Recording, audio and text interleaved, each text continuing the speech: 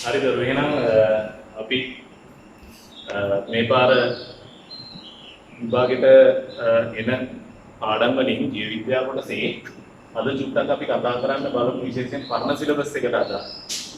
පරණ සිලබස් එකට අදාළ විශේෂයෙන් තියෙන පාඩම් කොටසක්. මොකද හුඟක් වෙලාවට පරණ සිලබස් එකේ ඉන්න අපේ දරුවන්ට තියෙන ලොකු ප්‍රශ්නයක්. පරණ සිලබස් එකේ ඉන්න අපේ දරුවන්ට තියෙන ලොකු ප්‍රශ්නයක් තමයි මේ ඒගොල්ලන්ට සමහර වෙලාවට සහභාගී වෙන්න තියෙන පන්ති ටික අඩුයි. අනිත් එක දැන් මේ දවස්වල අපි හැමෝටම පොදුවේ තියෙන ප්‍රශ්නයක් තමයි මේ ඇතිලා තියෙන වාතාවරණෙත් එක්ක සැප්තැම්බර් 7 වෙනිදා දැනට කියලා තියෙන විභාගේ පවත්වනවායි කියලා. ඒක ඉස්සරහට සමහර වෙනස් වෙන්න පුළුවන්. මොකද වෙලාවට එහෙම වෙන්නේ නැහැ.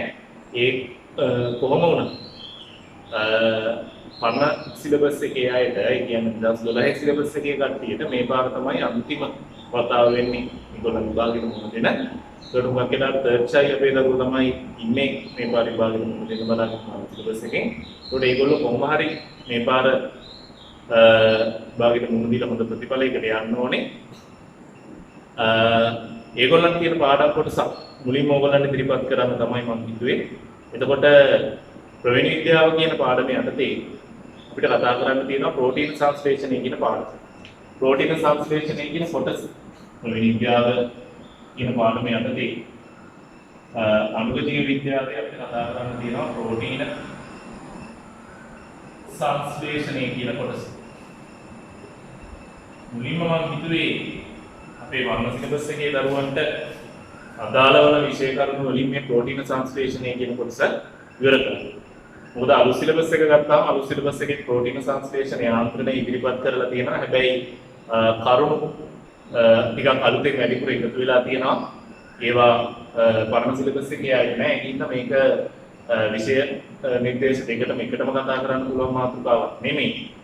ඒ හින්දා අපි පරණ සිලබස් එකේ ආයේ ඕල් සිලබස් එකේ ප්‍රෝටීන සංශ්ලේෂණ යාන්ත්‍රණය පිළිබඳව දීලා තියෙන කොටස කතා කරමු ඉස්සෙල්ලා. මොකද මේක විභාගයට හුඟක් වෙලාවට රචනා ප්‍රශ්නයකට දෙන්න පුළුවන් ප්‍රශ්නයක් වෙන්න පුළුවන් කොටසක් පාස් පේපර්ස් වල එහෙම දීලා තියෙනවා. ඒ හින්දා අතිශයින් වැදගත් වෙනවා අපි මේ කොටස හරියට දැනගෙන ඉන්නේ. අපිට මේ ප්‍රෝටීන් සංශ්ලේෂණය කියන එක හම්බ වෙන්නේ එතකොට ප්‍රවේණී යටතේ අණුක ජීව විද්‍යාවේ තමයි ප්‍රෝටීන් සංශ්ලේෂණය කියන කොටස තියෙන්නේ. හරි. අපි දන්නවා අපේ ඇඟේ තියෙන ක්‍රියාකාරීත්වයන් අපේ සෛල වල ක්‍රියාකාරීත්වයන් පාලනය වෙන්නේ මූලික වශයෙන්ම වර්ණ දේහවල පවතින මේ වර්ණ දේහයක පවතින DNA අණුවක මෙහෙම වර්ණ දේහයක වර්ණ දේහයක් ඇතුළත තියෙන මේ තියෙන්නේ වර්ණ දේහයේ මේ තියෙන්නේ වර්ණ දේහයේ ඇතුළත තියෙන DNA අණුව මේ වර්ණයේ හැදිලා තියෙන DNA අණුවක නිශ්චිත ප්‍රදේශයක් අපි හඳුන්වනවා ජානය. එතකොට සාමාන්‍ය මානව සෛලයක් ගත්තොත් මේ වගේ වර්ණ දේහ 46කින් තමයි හැදිලා තියෙන්නේ. මානව දෛහික සෛලයක්. දෛහික සෛලයක් කියන්නේ මේකේ සාමාන්‍ය සෛල. කියන්නේ ජම්මාණු සෛල හැරෙන්න අනිකුත් සෛල. එතකොට මේ වගේ සාමාන්‍ය දෛහික සෛලයක වර්ණ දේහ 46ක් තියෙනවා. ඒ වර්ණ දේහ 46 ගත්තාම මෙතන එක වර්ණ දේහයක් ගත්තාම ඉතා දිගු DNA අණුවකින් තමයි හැදෙන්නේ. ඒ ඉතා දිගු DNA අණුවේ මේ වගේ නිශ්චිත ප්‍රදේශයක් මොකක් හරි අපේ ප්‍රවේණික ලක්ෂණයක් පාලනය කරන්න හේතු වන නිශ්චිත ප්‍රදේශයක් අපි හඳුන්වනවා ජානය. ඒ නිශ්චිත ප්‍රදේශයේ තියෙන ඒ ප්‍රදේශයට විශිෂ්ට වෙච්ච නියුක්ලියෝටයිඩ් අණුපිළිවෙල. නියුක්ලියෝටයිඩ් අණුපිළිවෙල වෙනස් වීම මගින් තමයි මේ ජානේ ලබඩා කරන තොරතුරු වෙනස් වෙන්නේ. සරල උදාහරණයක් ගත්තොත් මිනිස්සුන්ගේ හිසකෙස්වල වර්ණය කළු කියන එකට අදාළව. උදාහරණයකට ගත්තොත් මිනිස්සුන්ගේ හිසකෙස්වල වර්ණය කළු කියන එකට අදාළව යම් ජානයක් තියෙනවා. ඒ ජානයේ තියෙන නියුක්ලියෝටයිඩ් අණුපිළිවෙල එකක්. ඊට පස්සේ ඒ ලක්ෂණයම තවත් විකෘති ආකාරයක් තමයි හිසකෙස්වල වර්ණය දුඹුරු නැත්නම් තම පාට කියන්නේ. එතකොට ඒකට අදාළව තියෙන ජානයේ නියුක්ලියෝටයිඩ් අණුපිළිවෙල වෙනස්. අන්න එහෙනම් මේ එකම ලක්ෂණය ඉන්සකෙස්වල වර්ණය කියන එකම ලක්ෂණය පාලනය කරන්න පවතින ජානවල නියුක්ලියෝටයිඩ් අණුපිළිවෙල වෙනස් වීම හින්දා ඒක එකිනෙකට වෙනස් ප්‍රභේද දෙකක් තියෙනවා කළු සහ දුඹුරු කියන. නැත්නම් කළු සහ තම පාට. මම සරල උදාහරණයක් ගන්නවා. එහෙනම් ඒකෙන් අපිට පැහැදිලි වෙනවා මේ යම්කිසි ජානයක තියෙන නියුක්ලියෝටයිඩ් අණුපිළිවෙල මගින් එයාට විශිෂ්ට වෙච්ච ලක්ෂණයක් තමයි පාලනය කරන්නේ. මේ නියුක්ලියෝටයිඩ් අණුපිළිවෙල වෙනස් වෙච්ච ගමන් පාලනය කරන ලක්ෂණය වෙනස් වෙනවා. එතකොට මේ විශිෂ්ට වෙච්ච නියුක්ලියෝටයිඩ් අණුපිළිවෙල නැත්නම් මේ ඥානය ওই ලක්ෂණයක් පාලනය කරන්නේ ඊට අදාළව ප්‍රෝටීනයක් නිෂ්පාදනය කරනවා. ඊට අදාළව ප්‍රෝටීනයක් නිෂ්පාදනය කරලා තමයි ඥානය මගින් යම්කිසි විශේෂිත ලක්ෂණයක් පාලනය කරන්නේ. එතකොට මේ ක්‍රියාවලිය වර්ණදේහයක තියෙන DNA අණුවක තියෙන ඥානයකින් ඊට අදාළ ප්‍රෝටීනය නිපදවීමේ ක්‍රියාවලියට අපි විශේෂිත නමක් කියනවා. ඒක අපි දන්නවා. ඒකට අපි කියනවා ඥානයක ප්‍රකාශනය කියලා. Gene expression කියලා කියනවා. ඥානයක ප්‍රකාශනය. එතකොට මේ ඥානයක ප්‍රකාශනය කියන එකෙන් කියන්නේ ඒකේ අදහස යම්කිසි ඥානයක් එයාට අදාළ වෙච්ච ප්‍රෝටීනයක් නිෂ්පාදනය කරනවායි කියන එක තමයි මේ ඥානයක ප්‍රකාශනය කියන එකෙන් කියන්නේ. එතකොට අපි මේ පාඩම් කොටසේදී කතා කරන්නේ මේ යම්කිසි ඥානයක් මගින් එයාට අදාළ විශිෂ්ට වෙච්ච ප්‍රෝටීනයක් සංශ්ලේෂණය කරගන්නේ කොහොමද කියන එක තමයි මේ පාඩම් කොටසෙන් අපි කතා කරන්නේ. හරි. එතකොට දරුවෝ අපි දැනගන්න ඕනේ ඥානයකින් ප්‍රෝටීන සංශ්ලේෂණය වෙනකොට සිද්ධ වෙන මූලික ක්‍රියාවලි දෙකක් තියෙනවා. මේ මූලික ක්‍රියාවලි දෙක ගත්තහම පළවෙනියටම සිද්ධ වෙන ක්‍රියාවලියට කියනවා ප්‍රතිලේඛනය. ट्रांसक्रिप्शन කියලා කියනවා. ප්‍රතිලේඛන.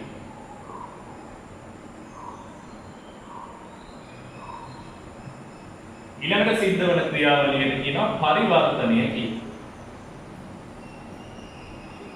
ट्रांसलेशन. එතකොට ප්‍රෝටීන සංශ්ලේෂණ ක්‍රියාවලිය මේ ප්‍රතිලේඛනය සහ පරිවර්තනය කියන ක්‍රියාවලි දෙකෙන් සමන්විත වෙනවා. හරි. අපි දන්නවා සෛලයක ප්‍රෝටීන සංශ්ලේෂණය සිද්ධ වන මධ්‍යස්ථානය මොකක්ද කියලා. අපි ඒකට කියනවා රයිබෝසෝම කියලා. රයිබෝසෝම කියලා කියන්නේ සෛලයක තියෙන ඉතා කුඩා ඉන්ද්‍රියකාව. සාමාන්‍යයෙන් ශූන්‍යස්තික සෛලයේ රයිබෝසෝම ආකාර දෙකක් තියෙනවා. 70S රයිබෝසෝම සහ 80S රයිබෝසෝම. මේවායේ ප්‍රමාණය මත තමයි මේ විදිහට කොටස් දෙකකට බෙදලා පෙන්නලා තියෙන්නේ. ප්‍රාග්ඥස්තික සෛලවල ඒ කියන්නේ බැක්ටීරියා වෙන්න පුළුවන්, ආකි බැක්ටීරියාව වෙන්න පුළුවන්. ඒ වගේ ප්‍රාග්ඥස්තික සෛලවල තියෙන්නේ 70S රයිබෝසෝම විතරයි. ශූන්‍යස්තික සෛලවල 70S රයිබෝසෝම සහ 80S රයිබෝසෝම කියන ආකාර දෙකම තියෙනවා. අපි ඔතෙන්දී දැනගන්න ඕනේ කොහෙද ඔය ශූන්‍යස්තික සෛලයක ඔය රයිබෝසෝම පිහිටන්නේ කියන්නේ. ඔයාලා දන්නවා ශූන්‍යස්තික සෛලවල තියෙන විශේෂිත වෙච්ච ඉන්ද්‍රියකාවක් තමයි සෛලීය ස්වායු ශ්වසනයට දායක වන මයිටොකොන්ඩ්‍රියාව කියන්නේ. මේ වගේ විදිහට මයිටොකොන්ඩ්‍රියා. මේ මයිටොකොන්ඩ්‍රියාව ගත්තහම මේ මයිටොකොන්ඩ්‍රියාව ඇතුලේ මේ මයිටොකොන්ඩ්‍රියාවේ පිහිටනවා 70S රයිබෝසෝම.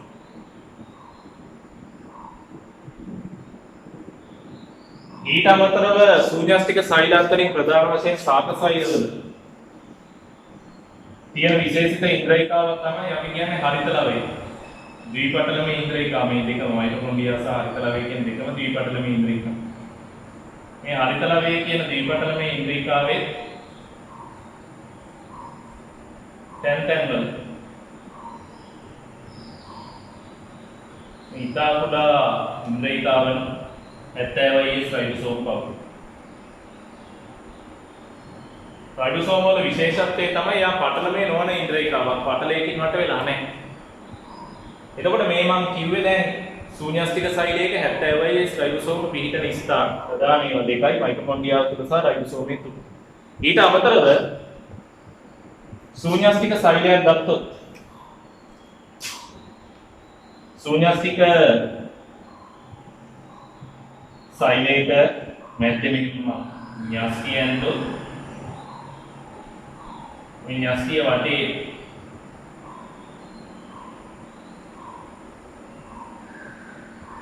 මෙහෙම තියෙනවා රයිබෝසෝම සම්බන්ධ වෙච්ච ජාලාකාර ව්‍යුහ.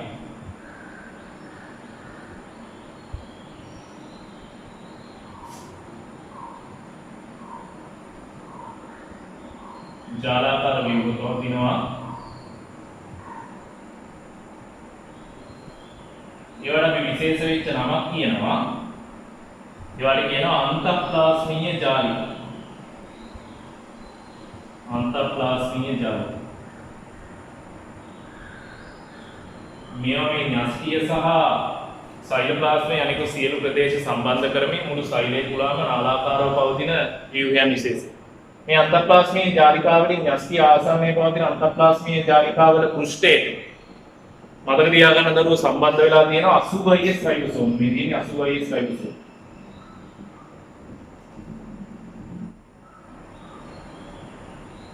80S රයිබෝසෝම් සම්බන්ධ වෙලා තියෙනවා. ආගේ 80S රයිබෝසෝම් සම්බන්ධ වෙලා තියෙන අන්තප්ලාස්මීය ජාලිකා අපි හඳුන්වනවා විශේෂණ පදයක් යොදලා රළු අන්තප්ලාස්මීය ජාලිකා කියනවා. මොකද ඒවැයි ස්වභාවය ගත්තහම බැලුවාම රළු ස්වභාවයක් ගන්නවා 80S රයිබෝසෝම් පුෂ්ඨයට සම්බන්ධ වෙලා තියෙනවා. මේ 80S රයිබෝසෝම්. ඒතර මේ සෛලේ මේ විදියට මයිටොකොන්ඩ්‍රියාව පවතිනවා නම්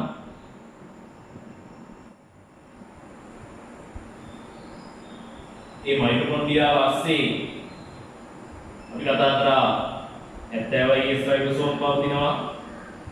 මම ඇන්දේ සත්ත්වසෛලයක් හින්දා එයාගේ නම් හරිතලවන්න යන්නේ නැහැ. හැබැයි හරිතලව තියෙන ශාක සෛලයක් ගත්තොත් ඒ හරිතලවේ ඇතුලේ 70S රයිබෝසෝම් පවතිනවා. ඊට අමතරව මේ සෛලෝප්ලාස්මයේ තැන් වල සෛලෝප්ලාස්මයේ තැන් වල නිදහසේ 80S රයිබෝසෝම් පවතිනවා.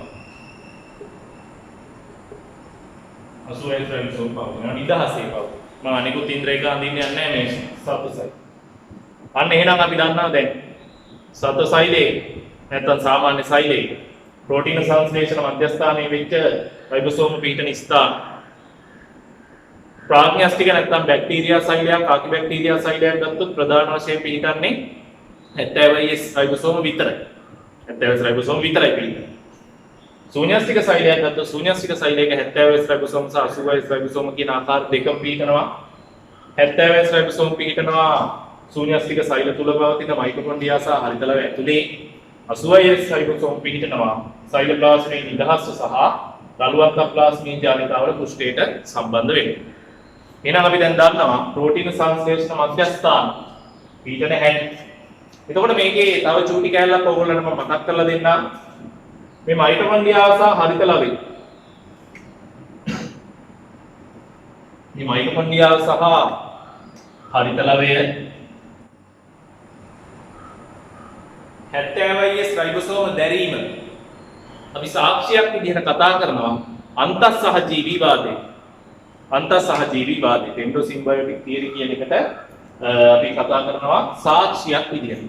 අන්තස්සහජීවීවාදේ කියලා කියන්නේ මොකක්ද කියලා මතක් කරොත් එimhe අන්තස්සහජීවීවාදේ කියලා කියන්නේ පරිණාමය වෙනකොට ශූන්‍යෂ්ටිකය ඇති වෙනකොට මේ ශූන්‍යෂ්ටිකයන්ගේ ශූන්‍යෂ්ටික සෛල තුල තියෙන ඉන්ද්‍රියකා ප්‍රධාන ඉන්ද්‍රියකා දෙකක් වෙච්ච මයිටොකොන්ඩ්‍රියා සහ හරිතලවය කියන ඉන්ද්‍රියකාවල ඇතිවීම පිළිබඳව පැහැදිලි කරන වාදය. ඒ විද්‍යාඥයෝ පැහැදිලි කරන්නේ විශාල ප්‍රාග්න්‍යෂ්ටික සෛලයක් වගේ මේ දැන් ඒ කාලේ තිබිච්ච ස්වායි ශ්වසනය සිද්ධ කරපු බැක්ටීරියා සෛලයක් සහ ආහාර නිෂ්පාදනයේ ප්‍රභා සංශ්ලේෂණය සිද්ධ කරපු බැක්ටීරියා සෛලයක් විශාල සෛලයක් වලින් ගිල දැම්මාට පස්සේ ඒ විශාල සෛලය තුලදී මේ මයිටොකොන්ඩ්‍රියාව සහ හරිතලවය එහෙම නැත්නම් අර ශ්වසනය සිද්ධ කරපු බැක්ටීරියාව සහ ප්‍රභා සංශ්ලේෂණය සිදු කරපු බැක්ටීරියාව ඒ සෛලය තුලදී විනාශ වෙන්නේ නැහැ. කාලයක් යනකොට ඒ සෛලයත් එක්ක අර ශ්වසනය සිද්ධ කරපු බැක්ටීරියාවයි ප්‍රභා සංශ්ලේෂණය සිද්ධ කරපු බැක්ටීරියාවයි සහජීවී සම්බන්ධයක් ඇති කරගන්නවා.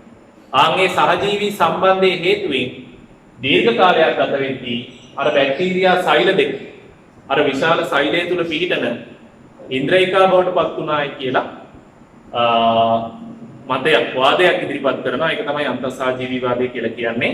එතකොට ඒක තමයි ශූන්‍යෂ්ටික සෛල තුල මයිටොකොන්ඩ්‍රියා සහ හරිතලව වල සම්භවය පිළිබඳ ඉදිරිපත් කරන වාද.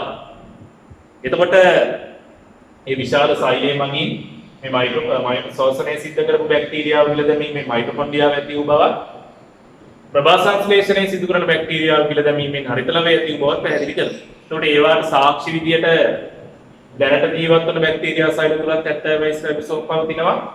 මයිටොකොන්ඩ්‍රියා සහ හරිත ලවයේ තුලත් 70 වයිස් රයිබෝසෝම් පවතිනවා. දැනට ජීවත් වන බැක්ටීරියා සෛල තුලත් මේවා මැද තියෙන චක්‍රීය DNA අණුවක් පවතිනවා. මයිටොකොන්ඩ්‍රියා සහ හරිත ලවයේ තුල චක්‍රීය DNA අණු පවතිනවා. ඊට පස්සේ මේ දෙන්නාම ද්විපටල මේ ඉන්ද්‍රියක මේ දෙන්නාටම ස්වයං ප්‍රතිවලිත වෙන්න පුළුවන්. බැක්ටීරියා සෛල වලටත් පුළුවන් තමුන්ගේ බැක්ටීරියා සෛල ද්විකණ්ඩනය මගින් තමුන්ගේ සෛල සංඛ්‍යාව වැඩි කරගන්න. එහෙම සමාන ලක්ෂණ ගණනාවක් තියෙන හින්දා මේ ඉන්ද්‍රියක දෙක සහ බැක්ටීරියාවන් අතර අන්තර්සහජීවී විවාදය කියන එක ඉදිරිපත් වෙලා තියෙනවා. ඒකට තහවුරු කරන සාක්ෂි විදියට. හරි. එතකොට ඔය ටික මම ඔක්කොම කතා කරේ ඔයගොල්ලන්ට චුට්ටක් මතක් කරලා දුන්න දරුවෝ ප්‍රෝටීන හදන තැන් මොනවද? ඒ ප්‍රෝටීන හදන මධ්‍යස්ථානයේ කොහෙද සෛලය තුළ පිහිටන්නේ? ආන්ගේ කතන්දර ටික තමයි මූලික වශයෙන් අපි කතා කරන්නේ. දැන් අපි කතා කරන්න යනවා මේ ප්‍රෝටීන සංශ්ලේෂණයේ ප්‍රධාන පියවර දෙක ගැන. ප්‍රෝටීන සංශ්ලේෂණයේ ප්‍රධාන පියවර දෙක ගැන. මුලින්ම මේකෙන් කතා කරන්න තියෙන්නේ ප්‍රතිලේඛනය නැත්නම් ට්‍රාන්ස්ක්‍රිප්ෂන් කියන එක. හරි. ප්‍රෝටීන සංශ්ලේෂණය කියන එක ගත්තහම මම සරල රූපයකින් මුලින් පැහැදිලි කරන්නම්. මෙන්න මම අදිනවා වර්ණ දෙකකින්.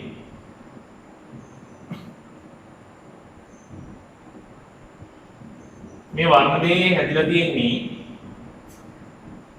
ඉතා දිගු DNA අණු. මේ වර්ණ දෙකේ හැදිලා තියෙන ඉතා දිගු DNA අණු.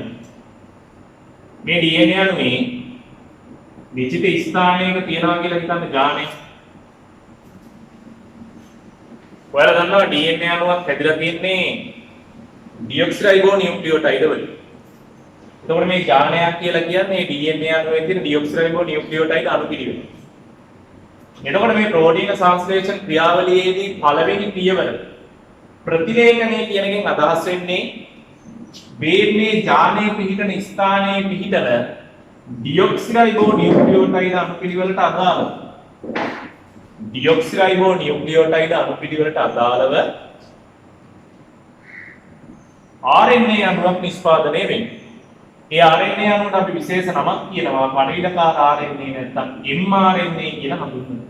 mRNA messenger RNA. ඔයාලා දන්නවා DNA අණුවක තියෙන රයිබෝනියුක්ලියෝටයිඩ් එහෙනම් DNA අණුවක තියෙන ඩියොක්සිරයිබෝනියුක්ලියෝටයිඩ් එහෙනම් RNA අණුවක තියෙන රයිබෝනියුක්ලියෝටයිඩ් එහෙනම් මෙතන පියවරේදී වෙලා තියෙන්නේ මේ ඥානයේ තිබ්බ ඩියොක්සිරයිබෝනියුක්ලියෝටයිඩ් අණු පිළිවෙල mRNA අණුවක පිටන රයිබෝනියුක්ලියෝටයිඩ් අණු පිළිවෙලක් බවට පත් වෙන්නේ. අන්නේ පියවරට අපි කියනවා ප්‍රතිලේඛනය කියලා. ට්‍රාන්ස්ක්‍රිප්ෂන් කියලා කියනවා ප්‍රතිලේඛනය. ඒකට කියනවා ප්‍රතිලේඛනය.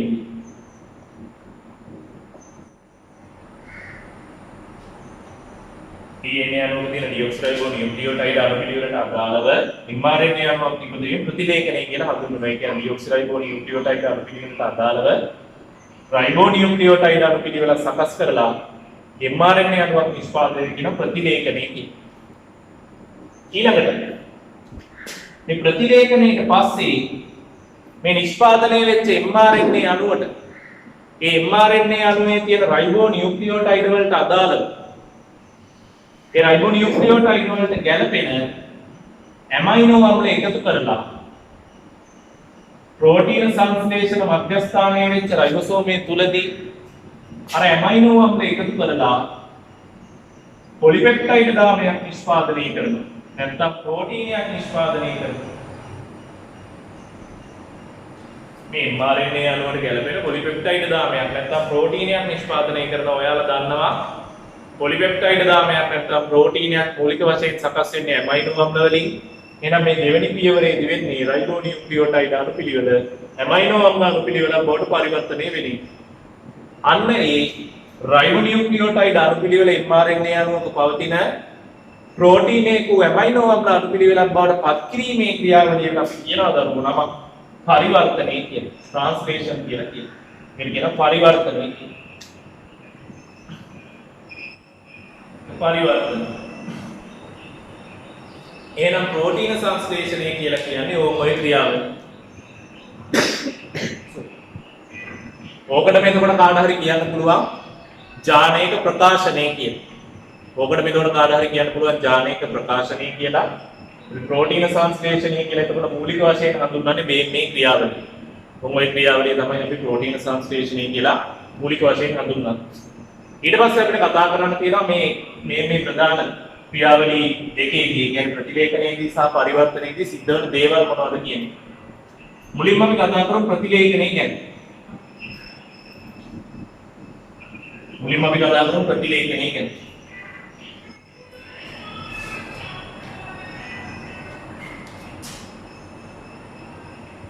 प्रतिलेखन ट्रांसक्रिप्शन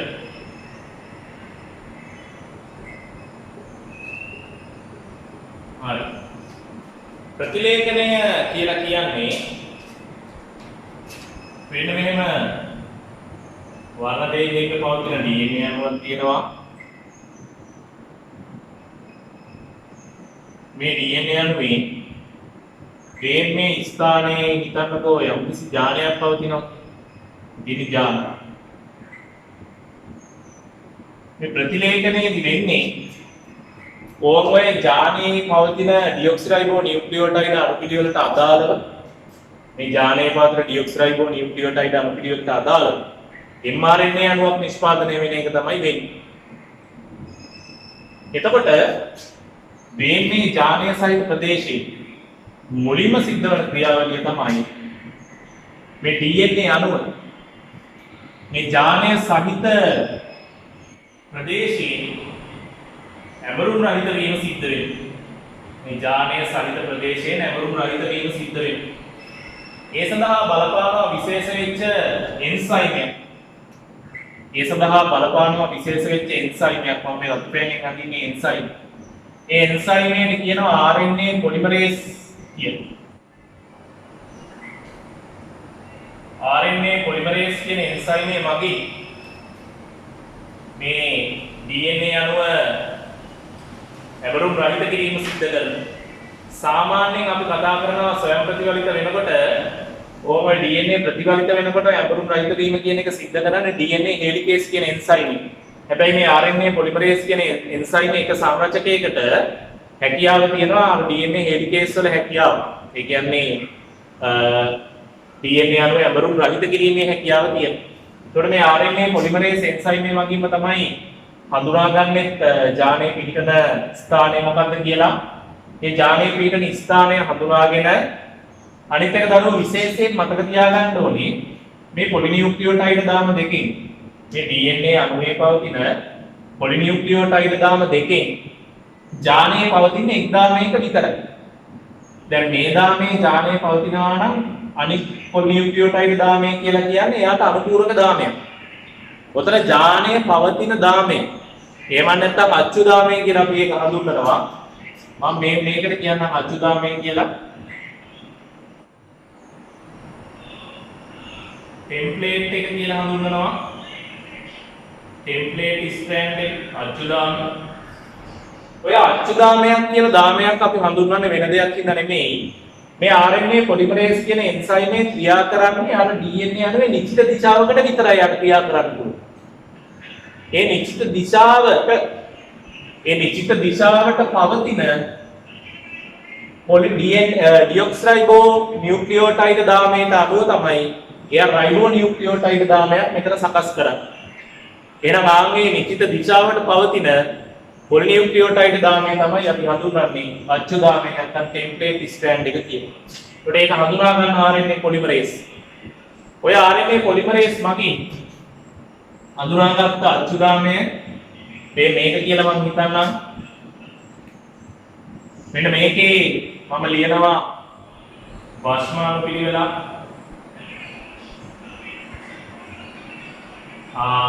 මෙතන ඇඩිනින් මෙතන ලියමු අපි thymine, adenine, guanine, cytosine, adenine, ආපහු adenine, cytosine, guanine, thymine, adenine, guanine, thymine කියලා එකක් ලියුවා කියලා හිතන්න. කොහොමද තමයි જાන්නේ. එතකොට දැන් මේක තමයි අච්චුගාමී බවට පත් වෙලා ක්‍රියා කරන්නේ. එතකොට යාගේ අනිත් පොල් නියුක්ලියෝටයිඩ් දාමේ තියෙන්නේ මේ අච්චුගාමයට අනුපූරක නියුක්ලියෝටයිඩ්.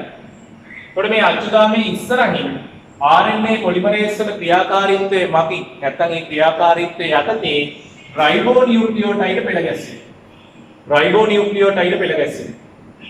අන්න අපි දන්නවා රයිබෝ නියුක්ලියෝටයිඩ් පෙළ ගැස්සෙනකොට අපි දන්නවා DNA වල මේ අනුපූරක භස්ම යුගලනයක් සිද්ධ වෙන නියුක්ලියෝටයිඩ් වල RNA හැදෙද්දී DNA හැදෙද්දී පොදු වශයෙන් සිද්ධ වෙන අනුපූරක භස්ම යුගලනය. එතකොට මෙතන ඇඩිනින් තිබ්බොත් DNA වල නම් තියෙන්න ඕනේ තයිමින්. හැබැයි අපි දන්නවා RNA වල තයිමින් නැහැ. RNA වල ඉවනුත් තියෙන යුරසින්. එහෙනම් මෙතන ඇඩිනින්ට ඉස්සරහින් සම්බන්ධ වෙන භස්මය තමයි යුරසින්. තයිමින් තියනවා නම් ඇඩිනින්. ඇඩිනින් තියනවා නම් ආපහු යුරසින්. ගුවනින් තියනවා නම් සයිටෝසින්. සයිටෝසින් තියනවා නම් ගුවනින්.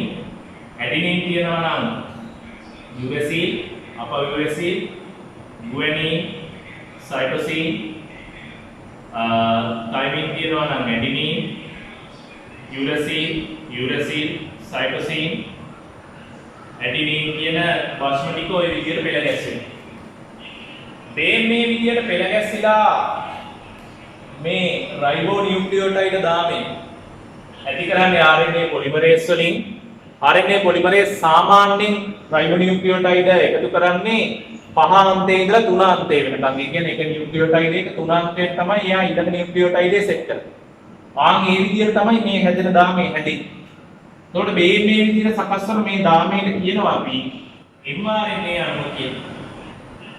මුලින්ම ඇතිවන mRNA අණුවට කියනවා ප්‍රාථමික mRNA අණුව කියලා. free mRNA කියනවා කොහොමද? ප්‍රාථමික mRNA අණුව කියලා කියනවා. සාමාන්‍ය ශූන්‍යෂ්ටිකයන්ගේ මුලින්ම ඇතිවන mRNA අණුවට කියනවා free mRNA නැත්නම් ප්‍රාථමික mRNA අණුව. ප්‍රාථමික mRNA අණුව. දැන් මෙතෙදි මොකද්ද උනේ? ජානයේ විදියට තිබ්බ ඩියොක්සිරයිබෝ නියුක්ලියෝටයිඩ් අණුපිළිවෙල mRNA අණුවක පවතින රයිබෝ නියුක්ලියෝටයිඩ් අණුපිළිවෙලක් බවට පත් වෙනවා. ඕම ඔය ක්‍රියාවලිය තමයි අපි හඳුන්වන්නේ ප්‍රතිලේඛනය නැත්නම් ට්‍රාන්ස්ක්‍රිප්ෂන් කියන්නේ. ඒ සඳහා දායක වෙන RNA පොලිමරේස් කියන එන්සයිමය. එතකොට RNA පොලිමරේස් මගින්ම තමයි මේ ජානයේ සහිත දාමය හඳුනාගන්නේ. RNA පොලිමරේස් වලින් ජානයේ සහිත දාමය හඳුනාගෙන එතන ඇමරුම් රහිත කරලා මේ විදිහට mRNA අණුව සෑදීම සිද්ධ කරනවා RNA පොලිමරේස් වලින්. RNA පොලිමරේස් වලින් තමයි එතකොට රයිබෝ නියුක්ලියෝටයිඩ් එකින් එක එකතු කරලා මේ විදිහේ ප්‍රාථමික mRNA අණුව මුලින්ම හදන්නේ. මෙතන තියෙන විශේෂ දේ තමයි DNA ප්‍රතිවලිත වීමේදී ඔයාලට මතක නම් අපි කතා කරනවා DNA ප්‍රතිවලිත වෙද්දී සම්පූර්ණ පොලිනියුක්ලියෝටයිඩ් දාම දෙකම සම්පූර්ණයෙන්ම ඇඹරුම් රහිත වෙනවා. හැබැයි මෙතෙන්දී ඇඹරුම් රහිත වෙන්නේ ජානයේ සහිත ප්‍රදේශයේ විතරයි. ඒක විශේෂිතයි. එතකොට දරුවනේ මේ ශූන්‍යෂ්ටික සෛලයක මුලින්ම ඇතිවන mRNA අණුව ප්‍රාථමික mRNA අණුව කියලා හඳුන්වනවා. මේ ප්‍රාථමික mRNA අණුව ඊට පස්සේ ප්‍රතිලේඛන ක්‍රියාවලිය ඔහොම අවසන් වුණාට පස්සේ ප්‍රාථමික mRNA අණුව දැන් මේ කතන්දර ඔක්කොම සිද්ධ වෙන්නේ න්‍යෂ්ටි ASCII. ඒ DNA තියෙන ප්‍රධාන වශයෙන් න්‍යෂ්ටි ASCII මේ ක්‍රියාවලිය ටික සිද්ධ වෙලා ඊට පස්සේ න්‍යෂ්ටික දිග්ග ඔස්සේ එළියට ගිහිල්ලා තමයි සයිටෝප්ලාස්මයේ තියෙන රයිබෝසෝමේදී පරිවර්තන ක්‍රියාවලිය සිද්ධ වෙන්නේ. එතකොට එළියට යන්න කලින් ශූන්‍යෂ්ටික සෛලවල විශේෂ ක්‍රියාවලියක් සිද්ධ වෙනවා. මේකට කියනවා mRNA සැකසීම කියලා. මේ සෑදෙන ප්‍රාථමික mRNA අණුව සලකනකොට මේ ප්‍රාථමික mRNA අණුව සලකනකොට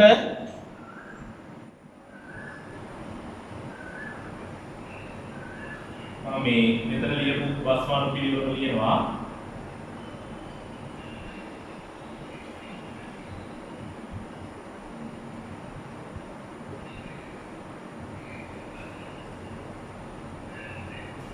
ඔන්නෝ වස්මාන පිළිවෙලක් නෙතුනේ ප්‍රාථමික mRNA අණුව.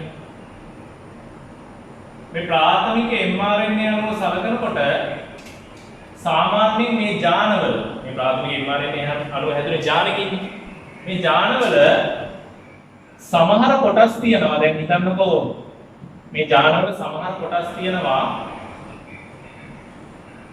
ඒ සමහර කොටස් වලින් ඇමයිනෝ අම්ල නිරූපණය කරන්න බෑ. උදාහරණයකට ගත්තොත්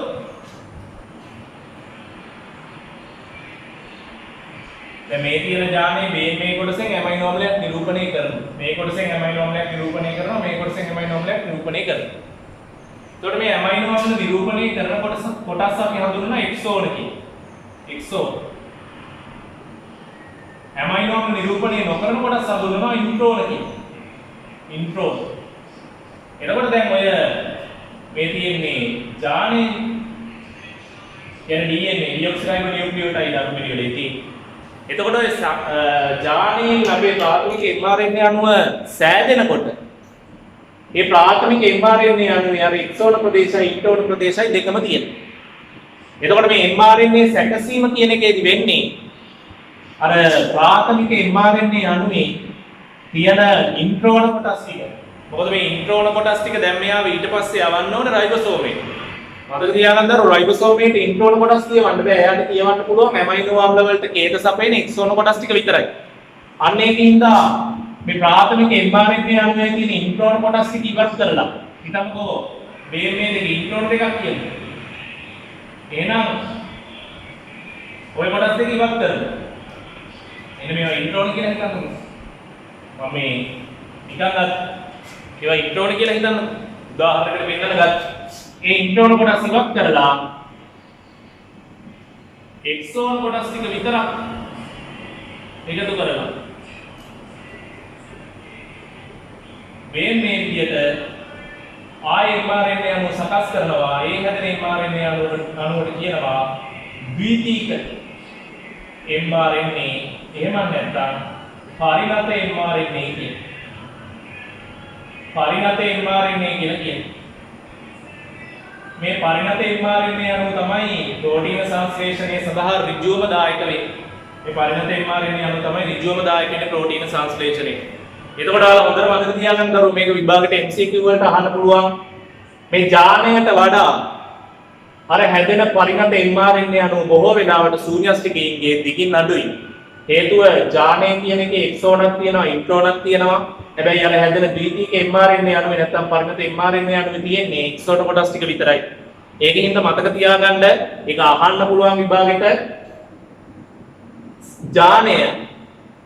ජානයට සාපේක්ෂව හැදෙන ද්විතීක mRNA අණුව දිගින් අඩුයි. හරි? හැදෙන mRNA අණුව දිගින් අඩුයි. ඊට පස්සේ මේ mRNA අණුව මේ කතන්දර ඔක්කොම වෙන්නේ න්‍යෂ්ටි ඇතුලේ මේ mRNA අණුව මේ න්‍යෂ්ටි ආවරණය ඇන්දොත් ඔය න්‍යෂ්ටි ආවරණයේ තියෙන ජීත්‍ර අපි ඒවට කියන න්‍යෂ්ටික ජීත්‍ර ඕමය න්‍යෂ්ටික ජීත්‍ර ඔස්සේ සයිටෝප්ලාස්මයට ගිහිල්ලා පරිවර්තනයේ ක්‍රියාවලිය ආරම්භ කරනවා. එතකොට ඔයාලා මතක තියාගන්න දරුවෝ මෙතෙන්දී ප්‍රතිලේඛන නැත්නම් ට්‍රාන්ස්ක්‍රිප්ෂන් කියලා කියන්නේ ජානයක තිබ්බ ඩිऑක්සිරයිබෝ නියුක්ලියෝටයිඩ් අණුපිළිවෙල mRNA අණුවක තියෙන රයිබෝ නියුක්ලියෝටයිඩ් අණුපිළිවෙලක් බවට පිටපත් කිරීම කියන්නේ. කොපි කර පිටපත් කර. එතකොට මේ පිටපත් කිරීම තමයි ප්‍රතිලේඛනයේ ට්‍රාන්ස්ක්‍රිප්ෂන් කියලා කියන්නේ. ඒ කියන්නේ ඩිऑක්සිරයිබෝ නියුක්ලියෝටයිඩ් අණුපිළිවෙලක් රයිබෝ නියුක්ලියෝටයිඩ් අණුපිළිවෙලක් බවට පත් කරනවා. එතකොට මේ ප්‍රෝටීන සංශ්ලේෂණයේ පණිවිඩය තමයි මේ අරගෙන යන්නේ දැන් සයිටෝප්ලාස්මයෙන්. අර පණිවිඩය අරගෙන යන හින්දා මේ RNA අණුව හඳුන්වනවා mRNA messenger RNA කියලා. messenger RNA කියලා හඳුන්වනවා. හරි. ඊළඟට අපිට කතා කරන්න තියෙනවා මේකේ දෙවෙනි පියවර ප්‍රෝටීන සංශ්ලේෂණයේ දෙවෙනි පියවර. ඒකට අපි කියනවා පරිවර්තනය කියලා.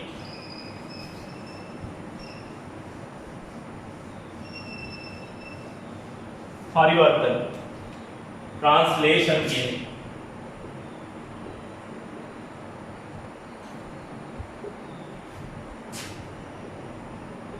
හරි. පරිවර්තනයේදී වෙන්නේ අර ඉස්සෙල්ලා හැදිච්ච mRNA අණුව ඒ කියන්නේ අර ද්විතීක mRNA අණුව එහෙම නැත්නම් මේකට කියනවා පරිණත mRNA අණුව. මේ පරිණත mRNA අණුව දැන් සයිටෝප්ලාස්මයට ඇවිල්ලා තියෙන න්‍යෂ්ටික දිද්‍ර හරහා සයිටෝප්ලාස්මයට මෙහා ආවට පස්සේ මෙයාට සයිටෝප්ලාස්මයේදී හම්බ වෙනවා රයිබෝසෝම් වල කුඩා උපේක. කුඩා උපේක.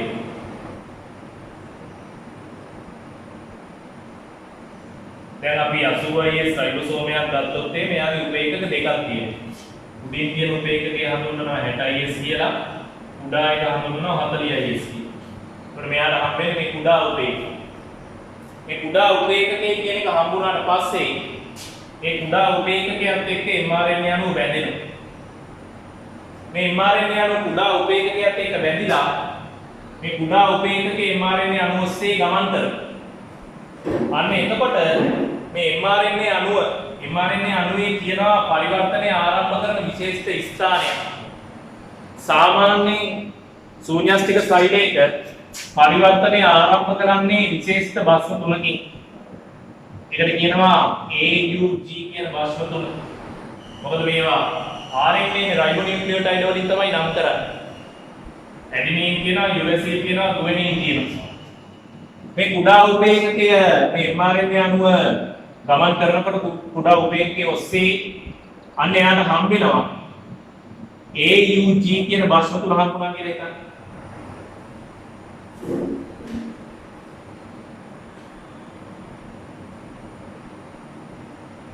AUG ඔන්න AUG කියන භස්ම තුන හම්බුනාම මේ AUG අපි හඳුන්වනවා ආරම්භක කෝඩෝනේ.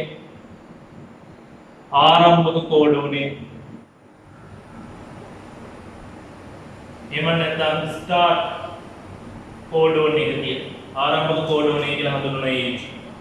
ශූන්‍යස්තික සෛලයක ප්‍රෝටීන සංශ්ලේෂණයේදී AUG මගින් ආරම්භක කෝඩෝනේ ක්‍රියා කරනවා වගේම මෙයා මෙතියොනින් කියන ඇමයිනෝ අම්ලයේ කේත කරනවා.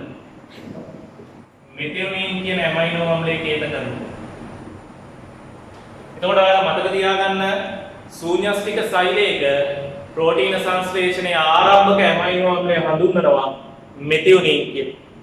මේ මෙතියොනින් කියන ඇමයිනෝ අම්ලයටත් කෝඩ් කරන ප්‍රෝටීන සංශ්ලේෂණයේ ආරම්භක සංඥාව ලබා දෙන්නේ මේ ආරම්භක කෝඩෝන AUG වගේ නෝක මතක තියෙන්න ඕන.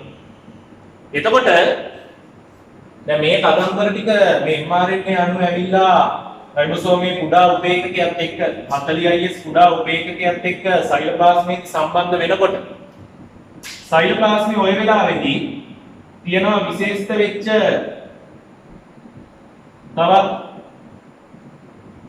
RNA අණු විශේෂයක් VMAP. මෙයාට අපි කියනවා tRNA කියලා. Transfer RNA tRNA. මේ tRNA අණුව තමයි රයිබෝසෝමයේ මගින් මේ mRNA අණුවේ තියෙන රයිබෝනියුක්ලියෝටයිඩ් අණුපිළිවෙල කියවගෙන යනකොට ඊට අදාළ ඇමයිනෝ අම්ල රයිබෝසෝමයේ වෙතට අරගෙන ඉන්නේ මේ සයිටෝප්ලාස්මයේ තියෙන tRNA අණු. මේ tRNA අණුවට විශේෂිත හැඩයක් ලැබිලා තියෙනවා. මෙන්න මේ වගේ. අර ක්ලොව පත්‍ර ව්‍යුහය කියලා අපි හඳුන්වනවා මේ හැඩි. මේ tRNA අණුවේ එක කෙලවරකට සම්බන්ධ වෙනවා එයාට විශේෂිත වෙච්ච ඇමයිනෝ අම්ලයක්. මේ තියෙන ඇමයිනෝ අම්ලයේ සම්බන්ධ වෙන කෙලවර. මේ ඇමයිනෝ අම්ලය ඔතෙන්ට සම්බන්ධ කරගන්නේ ඇමයිනෝ අම්ලයට අදාළව මේකේ කෝඩෝනයක් පවතින. VM එක. ඒ කෝඩෝනය අර mRNA අණුවේ තියෙන කෝඩෝනයට අනුරූප කෝඩෝනයක්. ඒකින්ද මෙතන තියෙන කෝඩෝනයට කියනවා ප්‍රතිකෝඩෝනය කියලා. ප්‍රතිකෝඩෝනය කියලා කියනවා. එතකොට මෙතන AUG තියෙනවා නම් AUG වලට අදාළ ප්‍රතිකෝඩෝනය තමයි මෙතන තියෙනවා සයිටෝසින්, මෙතන තියෙනවා ඇඩෙනින්, මෙතන තියෙනවා යුරැසිල්. දැන් යුරැසිල් කියන ප්‍රතිකෝඩෝනය දරන tRNA අණුව සයිටෝප්ලාස්මයේදී සම්බන්ධ කරගන්න ඇමයිනෝ අම්ලයට කියනවා මෙතියොනින් කියලා. මෙතියොනින් කියන ඇමයිනෝ අම්ලය සම්බන්ධ කරගන්න. එතකොට ඔයගේ සයිටෝප්ලාස්මය තුල විශාල වශයෙන් tRNA අණු තියෙනවා. ඒවට අදාළ ප්‍රතිකෝඩෝන සහ ඒවට අදාළ ඇමයිනෝ අම්ලත් එක්ක ඒගොල්ලෝ බැඳෙනවා මේ ප්‍රෝටීන් සංශ්ලේෂණය දිගින් දිගටම ක්‍රියාත්මක කර ගැනීම සඳහා.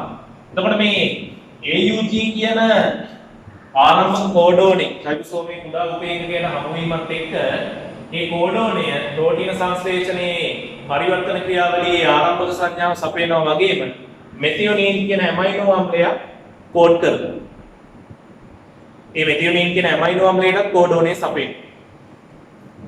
මේ ආරම්භක කෝඩෝනය හමු වීමත් එක්ක මේ කුඩා උපේක්ෂකයට රයිබෝසෝමයේ විශාල උපේක්ෂකයක් සම්බන්ධ වෙලා අන්න සම්පූර්ණ රයිබෝසෝමයේ බවට පත් වෙනවා. මේ දෙන විශාල උපේක්ෂකය. මේ විශාල උපේක්ෂකය.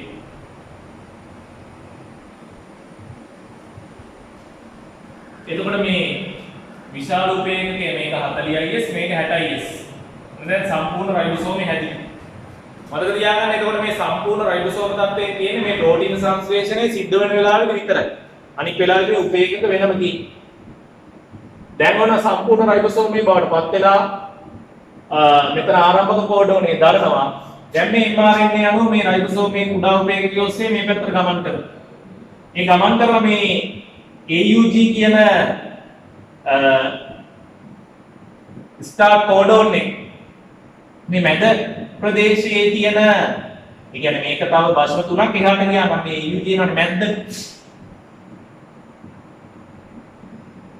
මේ UG මැද්දලා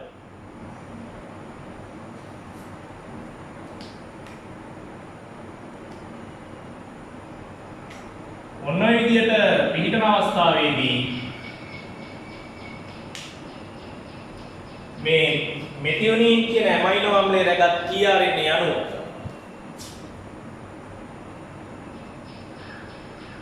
මුලින් මෙතෙන්ට තියෙනකොට මේ මෙතෙන්ට සම්බන්ධ වෙනවා ඇවිල්ලා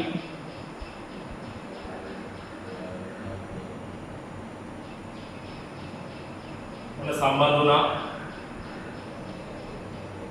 එයාගේ ප්‍රතිකෝඩෝනේ UAC මේ තියෙන මෙතියොනින් කියන ඇමයිනෝ අම්ලය සම්බන්ධ වුණාට පස්සේ යා මේ mRNA අණුව මෙහෙට චලනය වෙනකොට මේ tRNA අණුව මැද්දට එනවා.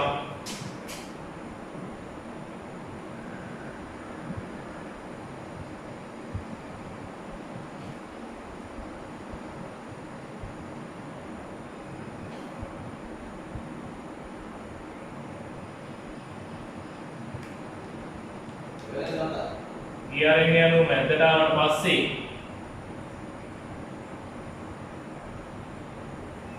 මෙතන දැන් ඔන්න මෙතියොනින් කියන ඇමයිනෝ අම්ලය පවතින. ඊට පස්සේ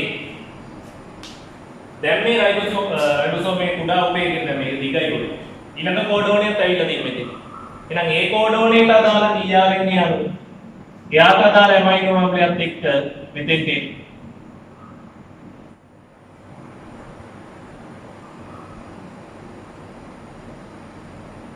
ඔය විදිහට එවිල ඒක සම්බන්ධ වෙනවා. ඊට පස්සේ යා ගෙනාවු ඇමයිනෝ අම්ලය උතන තියෙනවා. ඊට පස්සේ මේ ඇමයිනෝ අම්ල දෙක අතර ඇති වෙනවා දරුවෝ පෙප්ටයිඩ් බන්ධන. මේ ඇමයිනෝ අම්ල දෙක අතර ඇති වෙනවා පෙප්ටයිඩ් බන්ධන. එතන තියෙන කෝඩෝනේට අදාළ ප්‍රතිකෝඩෝනයක් දරන tRNA අණුව ඊට අදාළ ඇමයිනෝ අම්ලය අරගෙන එනවා. ඊට පස්සේ අන්න පළවෙනි තිබ්බ ඇමයිනෝ අම්ලය මේ ඇමයිනෝ අම්ලය අතර ඇති වෙන පෙප්ටයිඩ් බන්ධන. ඊට පස්සේ මේක තව ටිකක් මේ mRNA අණුව මේක දිගේ මෙහෙට ගමන් කරනකොට රයිබෝසෝමයේ ඔස්සේ මේ ඇති වෙච්ච tRNA අණුව විතරක් මෙහෙට චලනය වෙනවා. ඇමයිනෝ අම්ලය එන්නේ නැහැ. මොකද එයා බැඳලා තියෙන මේත් එක්ක tRNA අණුව මේ ස්ථානයට එනවා. මේ අණුව මෙතෙන්ට එනවා. ඊට පස්සේ ඊළඟ කෝඩෝනේට අදාළ tRNA අණුව එයාට අදාළ ඇමයිනෝ අම්ලය අරගෙන එනවා. මේ විදිහට ටික ටික මේ ඇමයිනෝ අම්ල දාමේ දිගින් වැඩි වෙනවා. ඒ විදිහට ටික ටික පෙප්ටයිඩ් බන්ධන සංඛ්‍යාව වැඩි වෙලා පොලිපෙප්ටයිඩ් දාමයක් හැදෙනවා. නැත්නම් ප්‍රෝටීනයක් හැදෙනවා. මතක තියාගන්න දරුවෝ අරකට මේ රයිබෝසෝමය ඇතුලේ පිහිටන්න පුළුවන් කෝඩෝන 3කට විතරයි. හරි? කෝඩෝන 3කට විතරයි රයිබෝසෝමය ඇතුලේ පිහිටන්න පුළුවන්. අදාළ ඇමයිනෝ අම්ල තියෙන ඇමයිනෝ අම්ලයත් එක්ක තියෙන ඇමයිනෝ අම්ලත් එක්ක පෙප්ටයිඩ් බන්ධන වලින් බැඳුනාට පස්සේ tRNA අණුව නිදහස් වෙලා යනවා. ඊට පස්සේ ওই විදිහට දිගින් දිගටම ඇමයිනෝ අම්ල එකතු වෙලා ප්‍රෝටීන සංශ්ලේෂණ ක්‍රියාවලිය සිද්ධ වෙනකොට පොලිපෙප්ටයිඩ් දාමේ සෑදීමේ ක්‍රියාවලිය සිද්ධ වෙලා අවසානයේ මේකේ අවසන් වෙනකොට විශේෂිත වෙච්ච කෝඩෝන තුනක් තියෙනවා. UAA UAG එහෙම නැත්නම් UGA ආන්ගේ කෝඩෝන තුනේ ඕනෑම එකක් දැන් හිතන්නකෝ මෙතන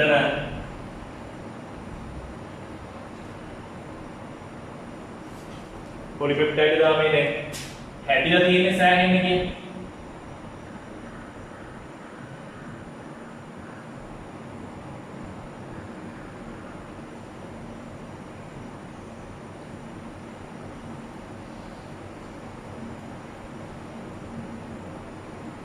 පොලිපෙප්ටයිඩ් දාමේ හැදිලා තියෙන්නේ කියලා හිතන්නකෝ සෑහෙන්න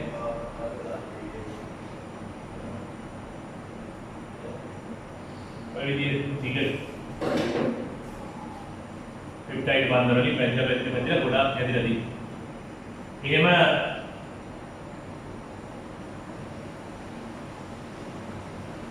එහෙම එතකොට පස්සේ අවසාන වෙනකොට ප්‍රෝටීන සංශ්ලේෂණය අවසාන වෙනකොට මේ කෝඩෝන තුනට කියනවා අපි අන්ත කෝඩෝන කියලා. ස්ටොප් කෝඩෝන කියලා කියනවා. අන්ත කෝඩෝන. ඒ අන්ත කෝඩෝන එහෙම නැත්නම් ස්ටොප් කෝඩෝන. මේ අන්ත කෝඩෝන වල තියෙන විශේෂත්වය තමයි මේ අන්ත කෝඩෝන වලින් ඇමයිනෝ අම්ල නිරූපණය කරන්නේ නැහැ. ඒවා ප්‍රෝටීන සංශ්ලේෂණයේ අවසන් වීමේ සංඥාව සපයන. ඒ කියන්නේ දැන් මෙහෙම දිග දාමයක් ඇදිලා මේ තියෙන TRNA යන උතරින් ඉවත් වෙලා ගියාට පස්සේ මේ මෙතෙන්ද හිතන්න UAA කියන කෝඩෝනේ ආවේ කියලා. මේ UAA කියන කෝඩෝනේ ආවට පස්සේ මෙයා ඇමයිනෝ අම්ලයක් නිරූපණය නොකරන හින්දා මෙතෙන්ට අදාළව ඇමයිනෝ අම්ලයක් රැගෙන TRNA අණුවක් එන්නේ නැහැ. ඇයි ඇමයිනෝ අම්ල නිරූපණය කරන්නේ නැහැ අන්ත කෝඩෝනයක්. ආන් ඒකින් දා උතනින් එහාට ප්‍රෝටීන සංශ්ලේෂණය කියන එක සිද්ධ වෙන්නේ නැහැ. ඒක නතර වෙනවා. ඒ හින්දා තමයි මේ කෝඩෝන තුන අපි හඳුන්වන්නේ අන්ත කෝඩෝන කියලා. ඔයාලා මේ රායේ කෝඩෝන මේ භස්මාණු පිළිවෙල මතක තියෙනවා. රයිබෝනියුක්ලියෝටයිඩ් අණු පිළිවෙල මතක තියාගන්න ඕනේ. අන්ත කෝඩෝන. UAA, UAG හෝ UGA. ඔය තුනෙන් ඕනෑම එකක් හම්බුනාට පස්සේ ඒක ඇමයිනෝ අම්ලයක් නිරූපණය කරන්නේ නැති හින්දා ඊට අදාළ tRNA අණුවක් එතෙන්ට එන්නේ නැහැ. එතකොට ප්‍රෝටීන සංශ්ලේෂණය කියන එක එතනින් නතර වෙනවා. එතකොට ඔයාලා කෝඩෝන ගත්තොත් එහෙම අපි දන්නවා එකිනෙකට වෙනස් නියුක්ලියෝටයිඩ් වර්ග හතරක් තියෙනවා. සාමාන්‍ය මතක තියාගන්න දරුවෝ කෝඩෝන නම් කරන්නේ රයිබෝනියුක්ලියෝටයිඩ් වලින්. මොකද mRNA අණුවක් නෙමෙයි හදන්නේ mRNA අණුවකට දාන්නේ පරිවර්තනය සිද්ධ කරන්නේ. ඒක කෝඩෝන නම් කරන්නේ රයිබෝනියුක්ලියෝටයිඩ් වලින්. රයිබෝනියුක්ලියෝටයිඩ් එකිනෙකට වෙනස් ඒවා හතරක් තියෙනවා. ඒ හතර ඇති වෙන්නේ නයිට්‍රජනීය භස්ම වෙනස් වෙන හින්දානේ. ඇඩිනීන් තියෙන ඒවා තියෙනවා, ගුවැනින් තියෙන ඒවා තියෙනවා, යුරසිල් තියෙන ඒවා තියෙනවා, සයිටෝසින් තියෙන ඒවා තියෙනවා. එතකොට කෝඩෝනයක් කියලා කියන්නේ එක ඇමයිනෝ අම්ලයක් නිරූපණය කරන අනුයාතව පිහිටි, ඒ කියන්නේ එක ළඟ පිහිටන විශිෂ්ට භස්ම තුනක්. එතකොට භස්ම හතරක් තියෙන හින්දා කෝඩෝනයක භස්ම තුනක් තියෙන හින්දා අපිට හැදෙන්න පුළුවන් සියලුම කෝඩෝන ආකාර ධර්මණය කරන්න පුළුවන් 4/3 බලය. 4/3 බලය කියලා කියන්නේ සියලුම කෝඩෝන අපිට අගේනවා 64ක්. ඔය කෝඩෝන 64න් ඔයගොල්ලෝ මතක තියාගන්න ඕනේ කෝඩෝන 61යි ඇමයිනෝ අම්ල නිරූපණය කරන්නේ. මේ කෝඩෝන තුන ඇමයිනෝ අම්ල නිරූපණය කරන්නේ නැහැ. අන්ත කෝඩෝන. එතකොට කෝඩෝන 61කින් ඇමයිනෝ අම්ල නිරූපණය කරනවා. හැබැයි අපි දන්නවා ප්‍රෝටීන සංශ්ලේෂණයට දායක වෙන්නේ ඇමයිනෝ අම්ල 20යි. ප්‍රෝටීන සංශ්ලේෂණයට දායක වෙන ඇමයිනෝ අම්ල 20යි. හැබැයි කෝඩෝන 61ක් තියෙනවා. ඒකෙන් කියවන දේ තමයි එක කෝඩෝනයක්. කියන්නේ එක ඇමයිනෝ අම්ලයකට සුදු. එක ඇමයිනෝ අම්ලයකට කෝඩෝන කීපයක් පවතින අවස්ථා තියෙනවා. එක ඇමයිනෝ අම්ලයකට කෝඩෝන කීපයක් පවතින අවස්ථා තියෙනවා. ඒකයි ඇමයිනෝ අම්ල 20ක් වුණාට කෝඩෝන 61ක් තියෙනවා. හරි. එතකොට ඕම් ඔතනින් ප්‍රෝටීන සංශ්ලේෂණය කියන කතන්දරය අවසන් වෙනවා. එතකොට මේ අවසානයේට කතා කරේ පරිවර්තනය කියන එක. මේ පරිවර්තනයේ තියෙන විශේෂිත දේවල් තමයි පරිවර්තනය කියලා කියන්නේ. එතකොට මේ mRNA අණුවක තියෙන රයිබෝනියුක්ලියෝටයිඩ් අණු පිළිවෙල රයිබෝසෝමයක් තුලදී ඇමයිනෝ අම්ල අණු පිළිවෙලක් බවට පත් කරන එක, ඇමයිනෝ අම්ල අණු පිළිවෙලක් බවට පරිවර්තනය කරන එක, ඒක තමයි පරිවර්තනය කියලා අපි හඳුන්වන්නේ. එතකොට මේ පරිවර්තන ක්‍රියාව සිද්ධ කරගන්න මේ රයිබෝසෝමයේ හැදිලා තියෙන්නේ RNA සහ ප්‍රෝටීන වලින්. මේ mRNA අණුවට නිශ්චිත ස්ථානයකට රයිබෝසෝමයේ සම්බන්ධ වෙලා ක්‍රියාවලිය සිද්ධ කරන්න රයිබෝසෝමයේ හැදිලා තියෙන RNA අණු වල වැදගත්කමක් තියෙනවා. ඒකට RNA අණු මගින් තමයි ප්‍රෝටීන සංශ්ලේෂණයට විශේෂිත ස්ථානයක් සපයන්නේ. එතකොට ඕම ඔය කතන්දර ටික තමයි අපිට කතා කරන්න තියෙන්නේ ශූන්‍යස්තික සෛලයක ප්‍රෝටීන සංශ්ලේෂණයේ යටතේ ප්‍රධාන පියවර දෙකයි ප්‍රතිලේඛනයයි පරිවර්තනයයි. ප්‍රතිලේඛනය කියලා කියන්නේ ජානයක තියෙන ඩිऑක්සිරයිබෝ නියුක්ලියෝටයිඩ් අණුපිළිවෙලට අදාළව mRNA අණුක රයිබෝ නියුක්ලියෝටයිඩ් අණුපිළිවෙලක් හදන එක. පරිවර්තනය කියලා කියන්නේ mRNA අණුක හැදෙන රයිබෝ නියුක්ලියෝටයිඩ් අණුපිළිවෙල ප්‍රෝටීන් එකක තියෙන ඇමයිනෝ අම්ල අණුපිළිවෙලක් බවට පරිවර්තනය කරන එක. එතකොට මැසෙන්ජර් RNA අණුවෙන් තොරතුරු අරගෙන එනවා න්‍යෂ්ටියේ ඉඳලා සයිටෝප්ලාස්මයට. ඊට පස්සේ රයිබෝසෝමයේ තුලදී tRNA අණු නැත්නම් ට්‍රාන්ස්ෆර් RNA සම්ප්‍රේෂණ RNA අණුවල උදව්වෙන් දායකත්වයේ යටතේ ඇමයිනෝ අම්ල එකතු කරලා මොකද tRNA අණු වලින් තමයි ඇමයිනෝ අම්ල අරගෙන එන්නේ සයිටෝප්ලාස්මයේ ඉඳලා rRNA වලින් නිශ්චිත ප්‍රෝටීන සංශ්ලේෂණ නිශ්චිත ස්ථානයක් සපයනවා. ඒ ස්ථානයේ ඉඳලා ඇමයිනෝ අම්ල ටික එකතු කරලා ප්‍රෝටීන සංශ්ලේෂණය කිරීම තමයි සිද්ධ වෙන්නේ. ඒක තමයි පරිවර්තනය කියලා කියන්නේ. එතකොට ඔයාලට අවසාන වශයෙන් මම කතා කරනවා දරුවෝ මේ මොකක්ද මේ tRNA අණුවේ තියෙන හැඩය කියන කතන්දර. මේ tRNA අණුවේ මෙහෙම හැඩයක් ඉන්නේ. මේකේ තියෙන සාමාන්‍යයෙන් අපි දන්න කතාවක්. tRNA අණුව කියන්නේ මේ දිග පොලිනියුක්ලියෝටයිඩ් දාමයක්, රයිබෝනියුක්ලියෝටයිඩ් දාමයක්. එතකොට මේකේ තියෙන්නේ මේ විදිහට මේ ලං වෙලා තියෙනවා තියෙන්නේ අර ලං වෙලා තියෙන තැන් වල තියෙන අනුපූර්ව භස්ම යුගලනේ. කියන්නේ මෙතන ඇඩිනින් තිබ්බොත් මේ පැත්තේ යුරසින්. හයිඩ්‍රජන් බන්ධනයක් තියෙනවනේ දෙකක්. අන්න ඒ දෙන ලං වෙනවා. එතන ගුවැනින් තිබ්බොත් මෙතන තියෙන සයිටෝසින් හයිඩ්‍රජන් බන්ධන තුනක් ඇති වෙන නිසා ඒගොල්ලෝ ලං වෙනවා. දැන් මේ තැන් වලින් තියෙන අනුපූර්ව භස්ම යුගලනයක් නෙමෙයි. එතන ගුවැනින් තිබ්බොත් ඊට ඉස්සරහින් මේ ඇඩිනින් තියෙනවා. එතකොට හයිඩ්‍රජන් බන්ධන ඇති වෙන්නේ නැති හින්දා ඒ ප්‍රදේශය ඈත් වෙනවා. ආන්ගේ ඉඳලා තමයි ඔය වගේ හැඩයක් ඇවිල්ලා තියෙන්නේ ක්ලෝවර් පත්‍ර ව්‍යුහය කියලා අපි කියනවා.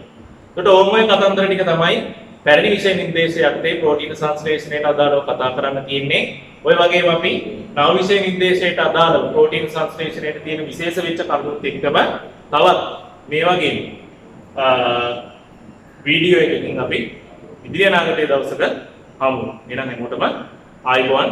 ඔයගොල්ලන්ගේ සියලුම අධ්‍යාපන වැඩ කටයුතු සාර්ථක කරගන්න. මේ හම්බෙච්ච නිවාඩුවත් එක්ක හොඳට පාඩම් කරලා හොඳට ප්‍රශ්න වලට උත්තර ලියලා හොඳට පාස් පේපර්ස් හොඳට මොඩල් පේපර්ස් කරලා ඔයාලගේ තියෙන වැඩ කටයුතු ටික සාර්ථක කරගන්න පුළුවන් වෙන්න කියලා ප්‍රාර්ථනා කරනවා. මේ මොකද සුබ දවසක් වෙනවා.